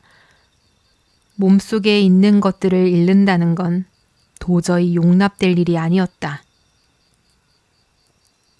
에밀리 스타, 너는 부끄러움도 없니? 넌 부끄럽지 않다 해도 내가 널 부끄럽게 생각할 거야. 어린 여자아이는 그런 책을 읽는 게 아니야. 하지만 이모, 왜요? 저도 간이 있고 심장도 있고 폐도 있고 위도 있고. 그만해, 에밀리. 더는 한마디도 하지 마. 에밀리는 우울하게 잠이 들었다. 차라리 에즈먼드 책을 말하지 말 걸 그랬다. 그리고 그 멋진 책은 끝까지 읽을 수 없으리라는 것도 분명히 알았다. 그리고 정말로 그랬다. 닥터 번니의 책장은 잠겼고 닥터 번니는 화가 난 채 에밀리와 일저에게 자기 진료실에 들어오지 말라고 명령했다. 그는 이 문제로 엘리자베스 머레이와 심하게 실랑이를 벌였고 기분이 매우 나빠 있었다. 에밀리는 잘린 앞머리를 잊을 수 없게 되었다. 학교에서는 놀림을 받았고 집에서는 엘리자베스 이모가 에밀리를 볼 때마다 그 흉측한 곳을 노려보았다. 그 경멸 어린 시선은 에밀리의 뺨을 불길처럼 태우는 듯했다. 그럼에도 불구하고 혹사당한 그 머리카락이 자라면서 작고 부드러운 곱슬 고리처럼 말리기 시작하자 에밀리는 위안을 찾았다. 앞머리는 묵인된 상태가 되었고 그 덕분에 자기 외모가 훨씬 나아진 것 같았다.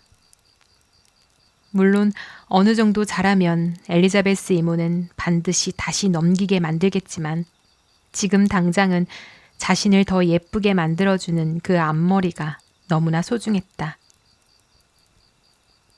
앞머리가 가장 예뻐 보일 무렵 낸시 고모 할머니로부터 편지가 왔다. 편지는 로라 이모 앞으로 왔다. 낸시 고모 할머니와 엘리자베스 이모는 서로 그다지 좋아하지 않았기 때문이다. 편지 속에서 낸시 고모 할머니는 이렇게 썼다. 그 아이, 에밀리의 사진이 있으면 내게 보내렴. 보고 싶어서가 아니야. 그 애는 멍청할 테니 분명 재미없겠지. 단지 줄리엣의 아이가 어떻게 생겼는지 보고 싶을 뿐이야. 그리고 그 매력적이던 청년 더글라스 스타의 딸도 말이다. 그는 정말 매력적인 사람이었지. 너희 모두가 줄리엣이 그와 도망갔던 일을 두고 허둥대던 것이야말로 우스운 일이었어. 너와 엘리자베스 둘 다 젊었을 때 누군가와 도망이라도 쳤어야 했는데 말이야. 그랬다면 지금보다 더 나았겠지. 이 편지는 에밀리에게 보여주지 않았다. 두 이모는 한참 동안 비밀 회의를 했고 그 후 에밀리는 사진을 찍으러 슈루즈버리에 간다는 통보를 받았다. 낸시 고모할머니에게 보낼 사진이었다. 에밀리는 무척 들떴다. 파란 캐시미어 원피스를 입고 로라 이모는 포인트 레이스 칼라를 달아주었으며 베네치아 구슬 목걸이까지 걸어주었다. 심지어 새 단추 부츠도 준비되었다. 앞머리가 있을 때 이런 일이 생겨서 정말 다행이야. 에밀리는 속으로 행복하게 중얼거렸다. 하지만 사진관의 드레스룸에서 엘리자베스 이모는 무표정하게 에밀리의 앞머리를 싹 뒤로 빗어 올리더니 핀으로 단단히 고정했다. 제발요, 엘리자베스 이모. 딱 사진 찍을 때만 내려두게 해주세요. 그 다음엔 다시 넘길게요. 정말이에요. 엘리자베스 이모는 꿈쩍도 하지 않았다. 앞머리는 완전히 넘겨 올려졌고 사진은 그렇게 찍혔다. 사진이 완성되자 엘리자베스 이모는 만족스러운 표정을 지었다. 표정이 뿌르퉁하긴 하지만 단정하긴 하네. 그리고 난 지금껏 몰랐는데 머레이 집안이랑 닮은 데가 있어. 엘리자베스 이모가 로라 이모에게 말했다. 낸시 고모는 그런 걸 좋아하지. 성격은 괴팍하지만 가문의 혈통을 중시하는 성향이 강하니까. 에밀리는 사진을 전부 난로에 던져넣고 싶을 정도였다. 그 사진들이 너무 싫었다. 평소보다 이마만 더 넓어 보였고 얼마나 흉하게 찍혔는지 견딜 수 없었다. 저 사진이 낸시 고모 할머니에게 가면 그 할머니는 자기를 더 멍청하게 볼 게 분명했다. 엘리자베스 이모가 사진을 종이판에 포장해서 우체국에 붙이러 가라고 에밀리에게 말했을 때 에밀리는 이미 마음을 정하고 있었다. 그녀는 곧바로 다락방으로 올라가 자기 상자를 열고 테디가 그려준 수채화를 꺼냈다. 사진과 딱 같은 크기였다. 에밀리는 포장을 뜯어 사진을 꺼냈고 사진을 발끝으로 툭 밀어버렸다. 이건 내가 아니야. 앞머리 때문에 속상해서 뾰루퉁한 얼굴을 하고 있는걸? 난 그런 표정은 거의 짓지 않으니까 이 사진은 불공평해. 그녀는 테디의 그림을 사진이 들어있던 종이판에 넣고 그 다음 책상에 앉아 편지를 썼다. 친애하는 낸시 고모할머니께 엘리자베스 이모가 제 사진을 찍어서 보내려고 했지만 그 사진은 제가 너무 못생기게 나와서 마음에 들지 않습니다. 그래서 다른 그림을 넣습니다. 한 예술가 친구가 제 얼굴을 그려준 그림이에요. 제가 웃고 있고 앞머리가 있을 때의 모습 그대로예요. 아주 소중한 그림이라 드리는 건 아니고 잠시 빌려드리는 겁니다. 에밀리 버드스타 올림. 추신. 고모 할머니가 생각하는 것만큼 전 그렇게 멍청하지 않아요. 추신 2. 아니, 사실 전혀 멍청하지 않아요. 에밀리는 편지를 그림과 함께 넣어 결과적으로 우체국 규정을 살짝 위반한 셈이 되었고 집 밖으로 몰래 나가 우체국으로 갔다. 무사히 붙이고 나자 에밀리는 깊은 안도의 한숨을 쉬었다. 집으로 돌아오는 길은 정말 즐거웠다. 4월 초의 부드러운 날씨였고 봄이 눈에 보이기 시작하는 시기였다.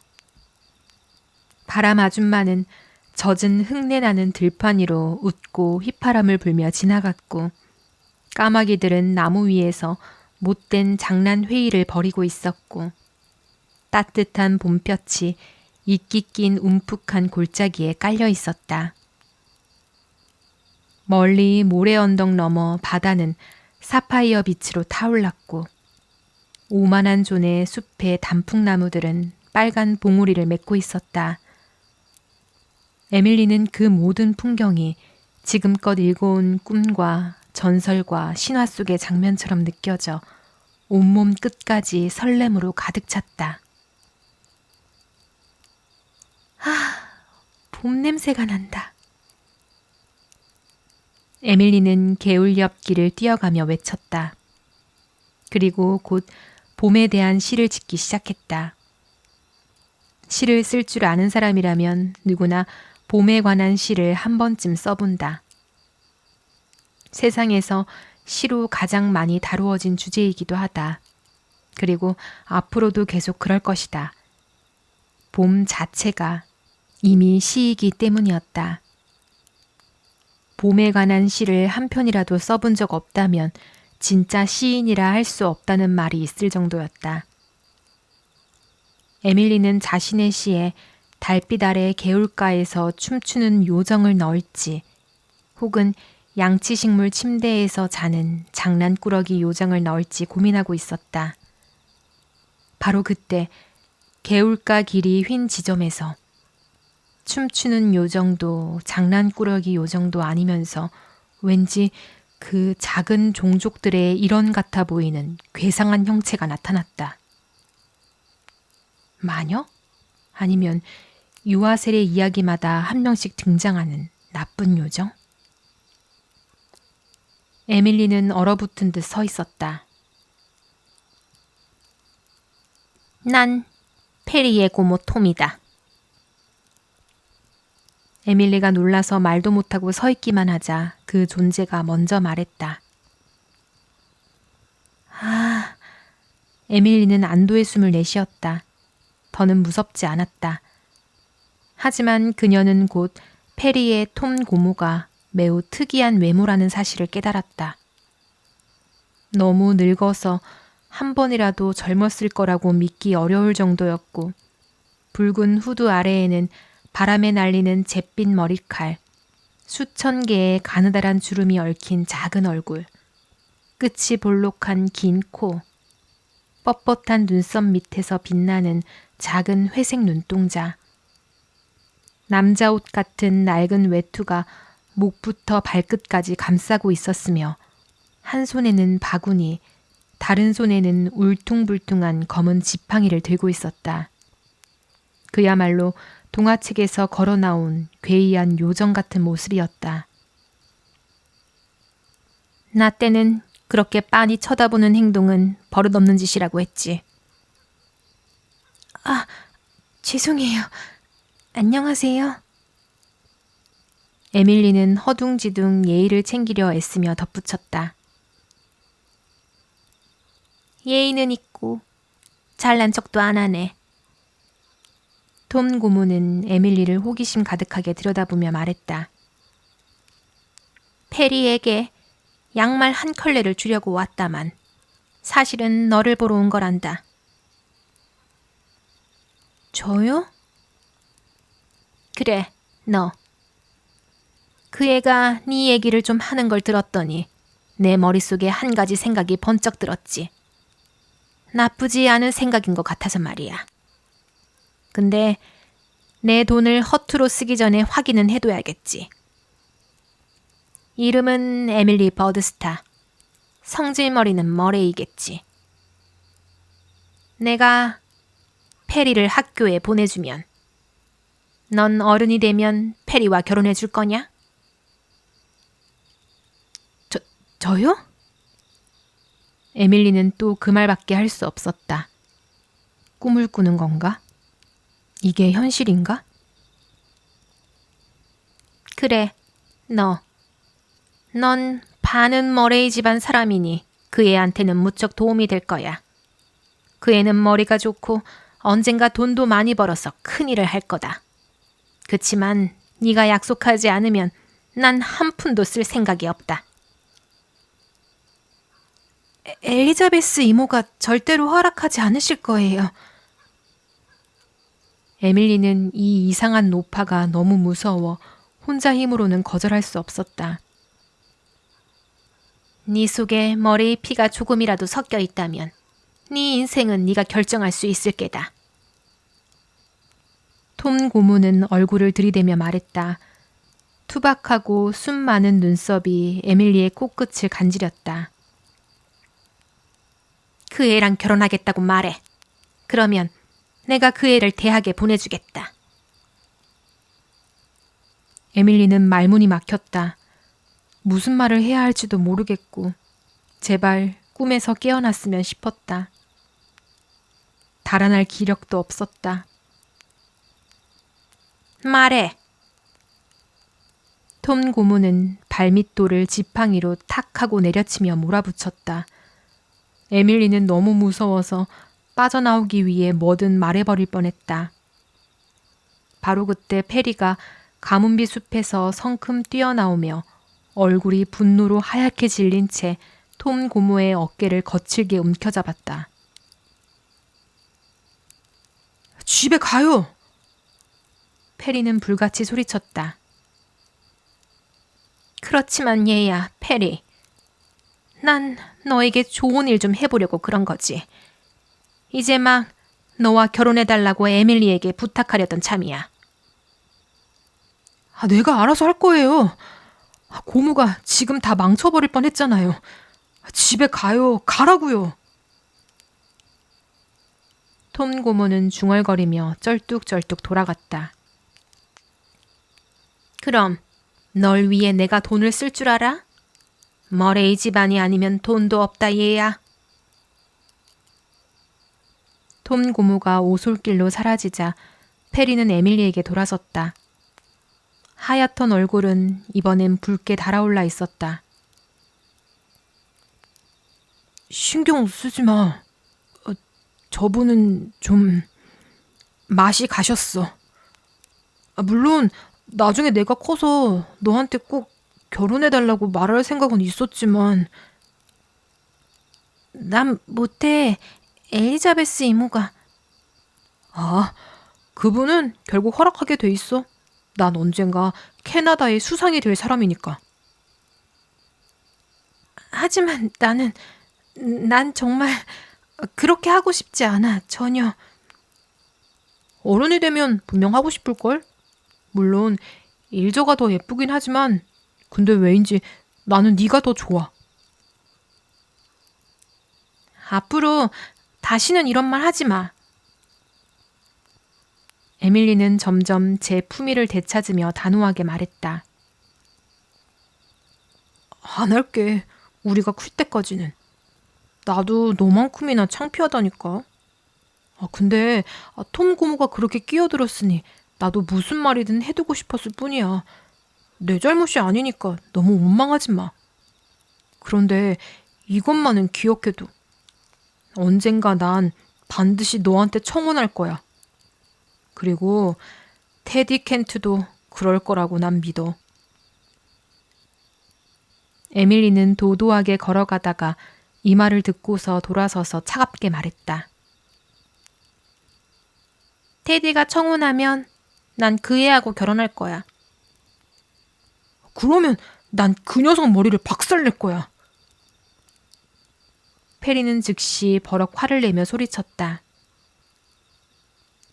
그러나 에밀리는 아무 대꾸도 하지 않고 그대로 집까지 당당히 걸어가 다락방으로 올라가서 이 일을 곰곰이 생각해 보았다. 결론은 이랬다. 낭만적이긴 했지만 전혀 편안하진 않았어. 그리고 그날 쓰던 봄에 관한 시는 끝내 완성되지 못했다. 22장 위더 그레인지 저택. 낸시 고모할머니에게 보낸 에밀리의 그림에 대한 아무런 답장도 오지 않았다. 엘리자베스 이모와 로라 이모는 낸시 할머니의 성미를 잘 알고 있었기 때문에 그다지 놀라진 않았지만 에밀리는 괜히 마음이 쓰였다. 혹시 낸시 고모할머니가 자신의 행동을 못마땅하게 여긴 건 아닐까? 아니면 여전히 자신을 너무 멍청하다고 생각해 관심조차 두지 않는 걸까? 에밀리는 멍청하다는 오해를 뒤집어 쓴 채로 지내고 싶지 않았다. 그래서 낸시 할머니에게 통렬한 편지를 분홍 종이에 썼다. 에밀리는 할머니의 서신 예절에 대한 단호한 비판을 적는데 주저함이 없었다. 편지는 접어 소파 아래 작은 선반에 넣어두었고 그걸로 화풀이가 되었는지 더는 그 일에 대해 생각하지 않게 되었다. 그러던 어느 7월 낸시 할머니에게서 편지 한 통이 도착했다. 엘리자베스 이모와 로라 이모는 요리실에서 그 편지에 대해 이야기를 나누고 있었다. 그들은 에밀리가 바로 바깥 요리실 문턱에 앉아 있다는 사실을 잊고 있었거나 몰랐던 모양이었다. 에밀리는 빅토리아 여왕의 아련식에 참석하는 자신을 상상 중이었다. 하얀 드레스에 타조 깃털, 베일, 그리고 긴 드레스 자락을 들이우고 막 여왕의 손등에 입을 맞추려던 순간 엘리자베스 이모의 목소리가 돌멩이처럼 떨어져 연못 속 요정의 공상을 산산조각 냈다. 로라, 에밀리를 낸시 고모 댁에 보내는 것에 대해 넌 어떻게 생각하니? 에밀리는 슬쩍 귀가 쫑긋 섰다. 이번엔 또 무슨 일이 벌어지는 걸까? 편지를 보니 에밀리를 꼭 보고 싶어 하시는 것 같아 보였어. 엘리자베스 이모는 훌쩍 코웃음을 쳤다. 일시적인 변덕이지, 변덕. 고모의 변덕이 어떤지 너도 알잖아.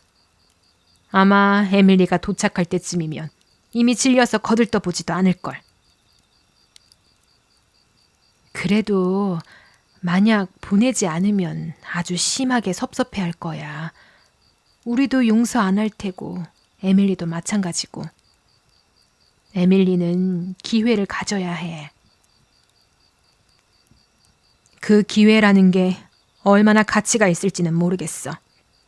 낸시 고모가 연금 말고 돈이 좀 더 있는지 그건 우리도 모르고 세상 누구도 몰라. 그 캐럴라인만 아는지도 모르지. 있다고 해도 고모부의 사촌 레슬리 프리스트에게 줄걸? 낸시 고모는 늘 말로는 흉을 보면서도 자신의 집안보다 남편 쪽 집안을 더 좋아했으니까. 물론 에밀리를 마음에 들어 할 수도 있겠지. 둘 다 워낙 좀 별나니까 서로 잘 맞을지도 모르지. 하지만 너도 알다시피 고모 말투가 좀 그렇잖아. 그 끔찍한 캐럴라인이랑 같이 지저분한 얘기들만 하고. 에밀리는 아직 어려서 못 알아들을 거야. 전 생각보다 많은 걸 알아들어요. 에밀리는 분개한 목소리로 외쳤다. 엘리자베스 이모는 쾅 하고 요리실 문을 열었다. 에밀리 스타, 엿듣는 짓을 해서는 안 된다는 걸 여태까지 배운 적이 없니? 저 엿들은 거 아니에요. 제가 여기 앉아있는 거 알고 계신 줄 알았어요. 귀에 들리는 건 제가 막을 수 없잖아요. 비밀 이야기 하실 땐 속삭이시니까 그럴 땐 저도 안 들으려고 노력해요.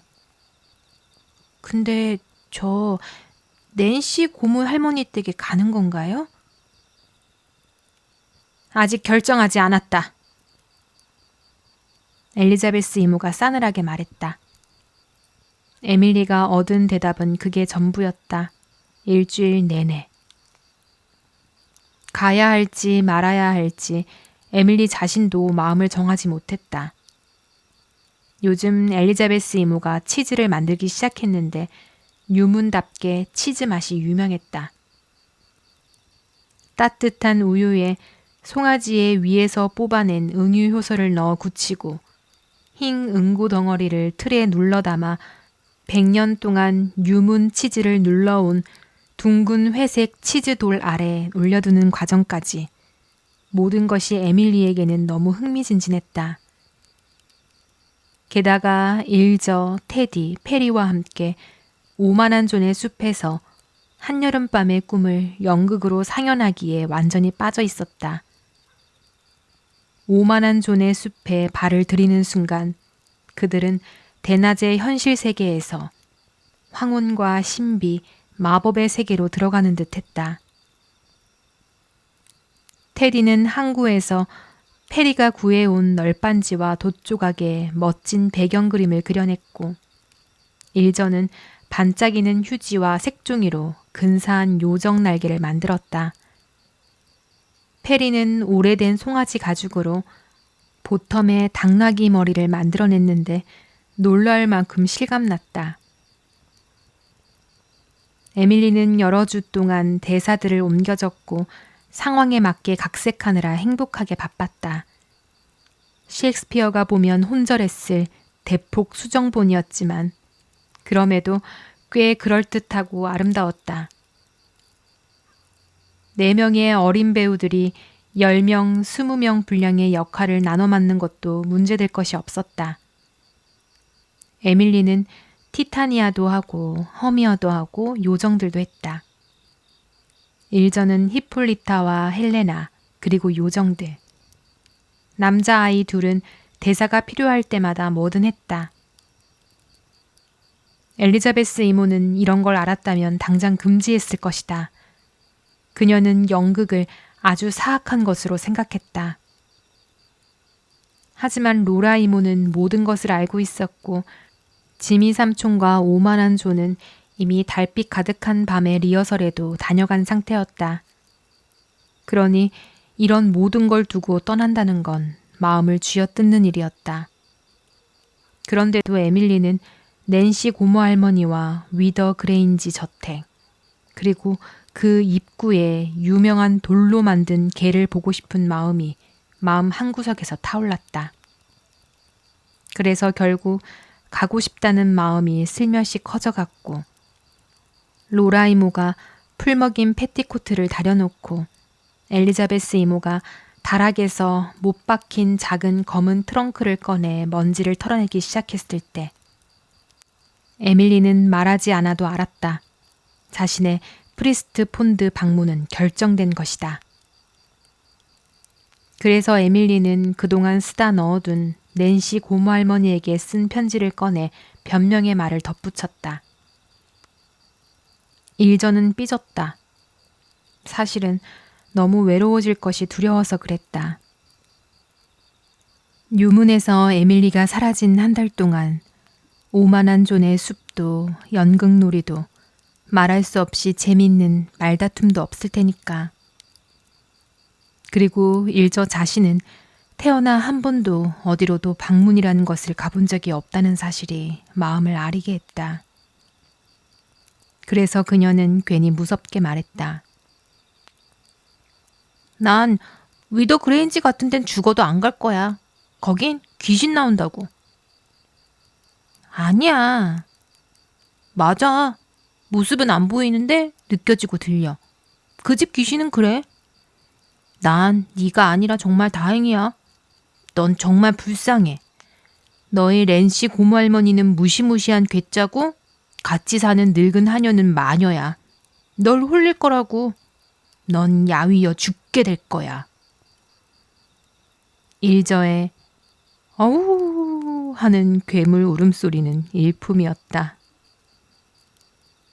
하지만 지금은 아직 밝은 대낮이라서 에밀리도 사자처럼 용기가 있었다. 너 질투하는 거지? 에밀리는 콧대 높게 말하고 걸어갔다. 질투? 내가? 이 멍청한 지네야. 할머니 집에 돌로 만든 개가 있다고 잘난 척하긴. 내가 아는 슈루즈버리의 어떤 집을 장식한 개가 너희 할머니 집 개보다 10배는 더 좋다고.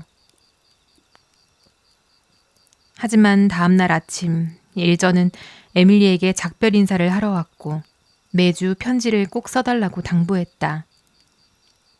에밀리는 켈리 할아버지와 함께 프리스트 폰드까지 마차를 타고 가게 되어 있었다. 원래는 엘리자베스 이모가 태워다 주기로 했지만 그날따라 몸이 좋지 않았고 로라 이모도 엘리자베스 이모 곁을 떠날 수 없었다. 지미 삼촌은 건초 작업을 해야 했다. 이러다가는 아예 못 가게 생긴 셈이었다. 그런데 이것은 꽤 심각한 문제였다. 낸시 고모할머니에게 그날 도착한다고 이미 알려둔 상태였고 낸시 고모할머니는 실망하는 일을 극도로 싫어했다. 정해진 날에 도착하지 않으면 나중에 찾아가더라도 문 앞에서 그대로 쫓겨나 돌아가라고 할 수도 있는 사람이었다. 이 사실을 잘 아는 엘리자베스 이모는 결국 켈리 할아버지의 제안, 그의 마차를 타고 함께 가는 것을 받아들일 수밖에 없었다. 켈리 할아버지는 프리스트 폰드 건너편에 살고 있었고 마침 그쪽으로 바로 가는 길이었다. 에밀리는 무척 신이 났다. 그녀는 켈리 할아버지를 좋아했고 그의 빨간 마차를 타는 것이 작은 모험처럼 느껴졌다. 작은 검은색 여행 트렁크는 마차 지붕 위로 올려져 단단히 묶였고 그들은 반짝거리는 마차를 타고 유문 농장의 길을 짤랑거리며 내려가기 시작했다. 마차 뒤쪽에 실린 깡통들은 작은 지진처럼 우르르 울렸다.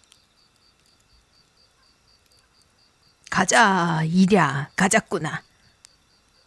켈리 할아버지가 말했다. 예쁜 아가씨들을 태우는 건 언제나 즐겁다니까.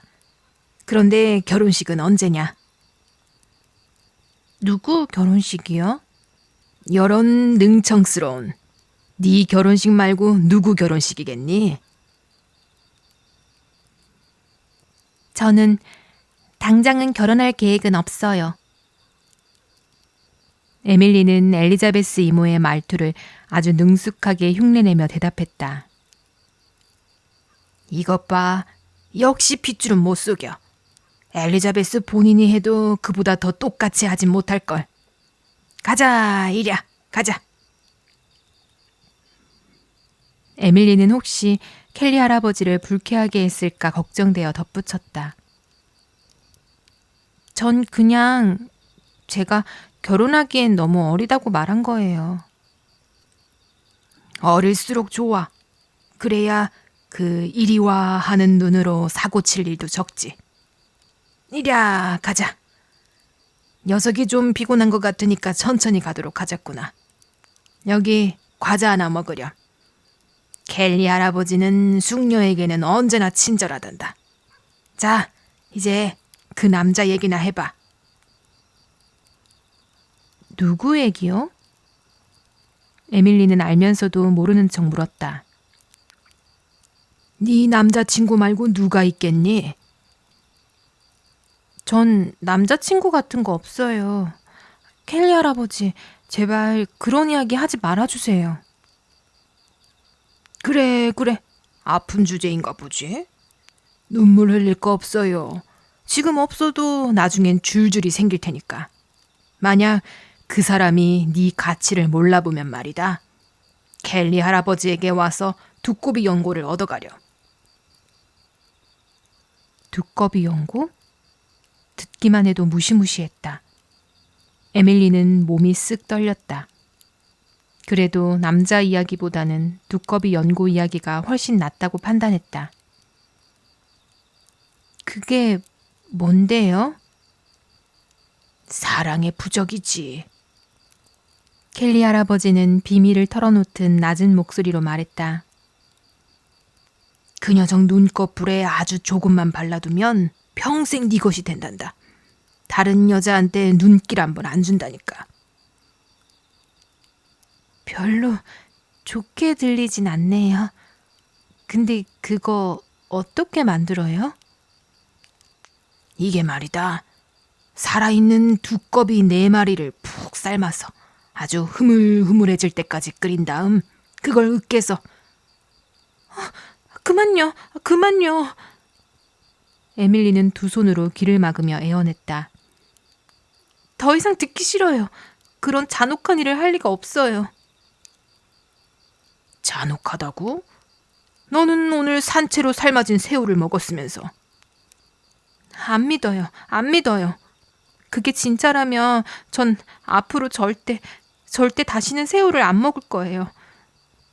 켈리 할아버지, 전 할아버지가 착하고 친절한 분인 줄 알았는데 가여운 두꺼비들.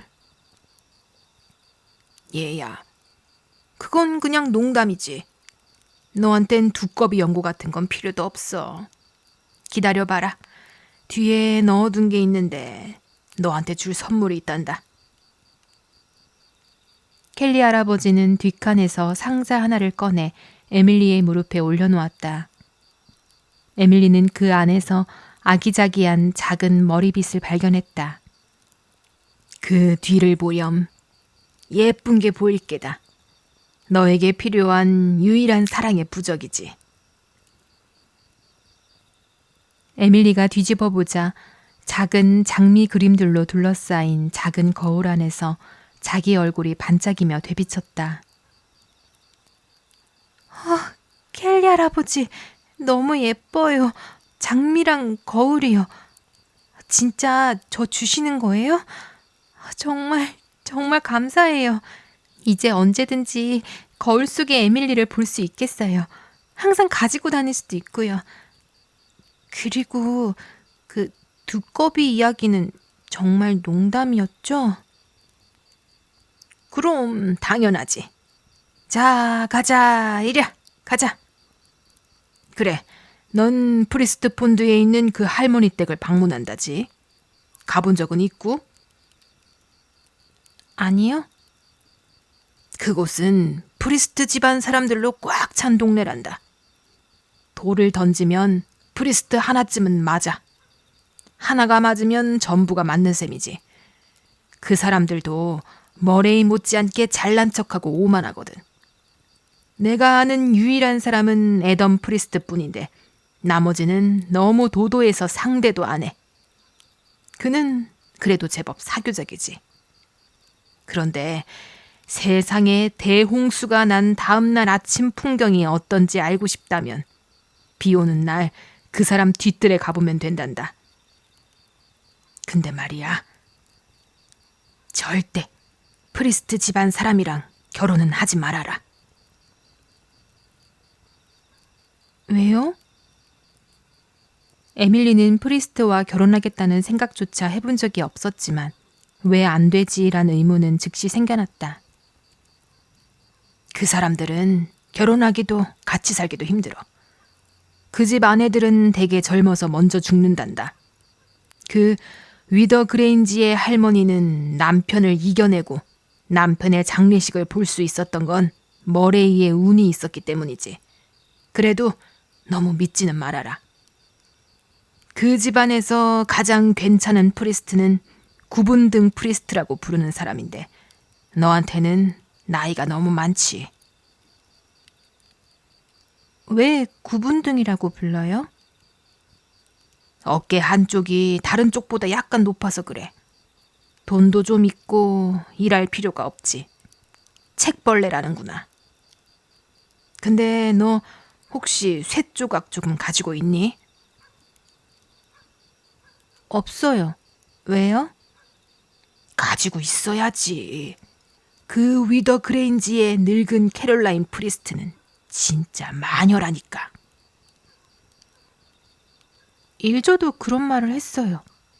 근데 마녀는 사실 없잖아요, 켈리 할아버지.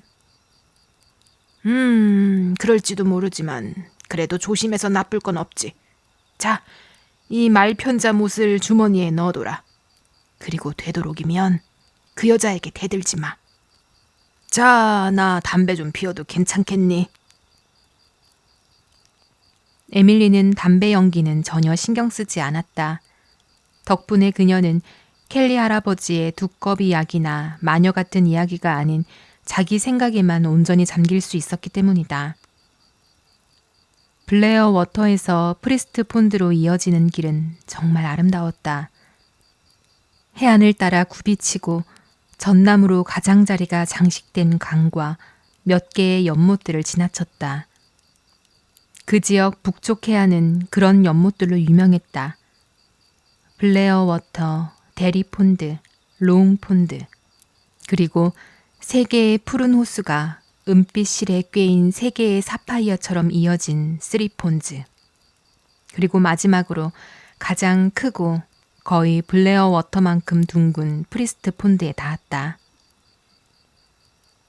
프리스트 폰드로 내려가는 길에 접어들자 에밀리는 눈을 크게 뜨고 그 풍경을 들이켰다. 가능한 한 빨리 이 풍경을 글로 써야겠다는 생각이 들었다. 바로 이런 순간을 위해 지미 삼촌이 준 노트를 트렁크에 챙겨왔던 것이다. 큰 연못 위로는 희미한 오팔빛 먼지가 공기 중에 가득 떠 있는 듯 했고 그 둘레에 나무근을 들이온 여름 농가들에도 그 빛이 내려앉아 있었다. 저 너머 큰 멜번 해안가 위에는 연기가 자욱한 붉은빛의 서쪽 하늘이 아치처럼 드리워졌고 전나무 숲가를 따라 작은 회색 돛배들이 조용히 미끄러지듯 지나가고 있었다. 옆길로 난 한적한 샛길은 어린 단풍나무와 자작나무가 빽빽하게 둘러서 있었고 그 길이 위더 그레인지로 이어졌다. 골짜기마다 공기는 축축하고 선선했으며 고사리 냄새가 진하게 풍겼다. 그래서일까? 에밀리는 마침내 그곳에 도착했을 땐 조금 아쉽다는 생각마저 들었다. 하지만 마침내 위더 그레인지에 도착했고 황혼 속에서도 무뚝뚝하고 단단해 보이는 커다란 돌 개 2마리가 앉아있는 대문 기둥 사이로 들어섰다. 넓은 현관문은 활짝 열려 있었고 밝은 불빛이 잔디밭 위로 쏟아져 나왔다. 작은 노파가 그 문가에 서 있었다. 그 순간 켈리 할아버지는 갑자기 급해진 듯 보였다. 그는 에밀리와 트렁크를 재빨리 땅에 내려놓고 서둘러 악수를 하며 속삭였다. 그 쇠조각 꼭 지니고 있어야 한다. 그럼 잘 있거라. 머리는 차갑게, 심장은 따뜻하게. 알겠지? 그리고 노파가 다가오기 전에 벌써 떠나버렸다. 그래, 네가 뉴문의 에밀리로구나. 에밀리는 약간 높고 갈라진 듯한 목소리가 그렇게 말하는 것을 들었다. 가느다랗고 갈고리 같은 손이 그녀의 손을 잡아 끌어 문 쪽으로 이끌었다. 에밀리는 스스로에게 마녀 같은 건 없다고 말했으면서도 그럼에도 불구하고 주머니 속에 손을 넣어 켈리 할아버지가 준 말편자 못을 꽉 움켜쥐었다.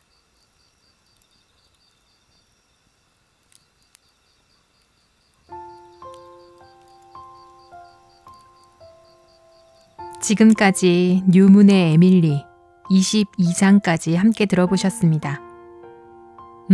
에밀리가 그토록 바라던 뱅 스타일의 앞머리를 결국 얻게 되었죠. 근데 저도 진짜 공감하는 이야기인데요. 저도 중학교 때쯤 정말 그 딱 말 그대로 뱅 스타일 앞머리를 갖고 싶어 했어요. 그때는 뭐 뱅 스타일이라는 말은 안 쓰고 클레오파트라 뭐 앞머리 이렇게 말했던 것 같은데 저도 근데 엄마가 안 된다는 거예요. 안 어울린다고. 그래서 몰래 집에서 잘랐는데 뭐 결과는 예상 가능하시죠?